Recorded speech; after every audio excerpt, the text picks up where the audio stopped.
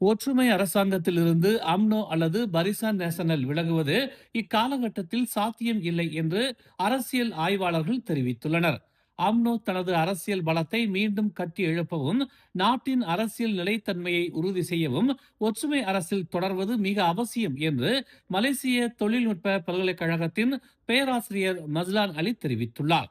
நாடாளுமன்றம் கலைக்கப்படும் வரை ஒற்றுமை அரசில் தொடர்வோம் என்று அம்னோ தலைவர் அமாட் ஜாகித் ஹமீடி அண்மையில் தெரிவித்திருப்பது கட்சியின் உறுதியான நிலைப்பாட்டை வெளிப்படுத்துவதாகவும் அவர் கூறினார்.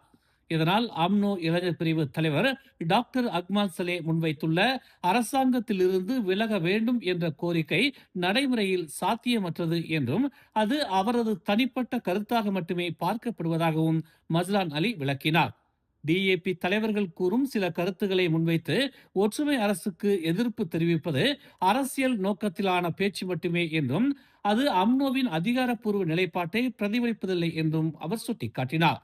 மேலும் பாஸ் கட்சியுடன் முன்பு இருந்த முஃபாகாத் நேஷனல் போன்ற கூட்டணி மீண்டும் உருவாவதற்கான வாய்ப்பு மிக குறைவாக இருப்பதாகவும் அத்தகைய கூட்டணி கட்சிக்குள் இடைத்தேர்வு மற்றும் தொகுதி போட்டி போன்ற சிக்கல்களை உருவாக்கும் அபாயம் உள்ளதாகவும் அவர் எச்சரித்தார். அம்னோவில் இளைஞர் அணியே அரசிலிருந்து விலக வேண்டும் என குரல் எழுப்பி வருவதும் மகளிர் மற்றும் புத்ரி அணிகள் அந்த நிலைப்பாட்டை ஆதரிக்காததும் இது கட்சியின் கூட்டு தீர்மானமல்ல என்பதை வெளிப்படுத்துவதாக மஸ்லான் அலி குறிப்பிட்டார்.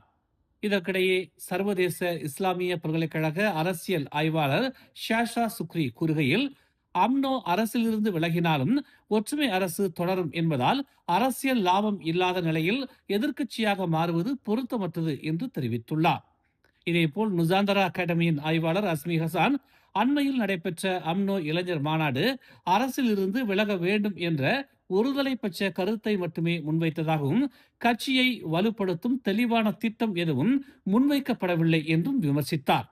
ஒற்றுமை அரசில் தொடர்வதே அம்னோ மீண்டும் தனது அரசியல் அடித்தளத்தை கட்டி எழுப்புவதற்கான சிறந்த பாதை என்றும் அரசியல் ஆய்வாளர்கள் ஒருமித்த கருத்தை தெரிவித்துள்ளனர். மேலும் செய்திகளை தெரிந்து கொள்ள தமிழ் மலர் இணையதளம், தமிழ் மலர் செயலி மற்றும் மலர் டிவி யூடியூப் சேனலை வலம் வாருங்கள்.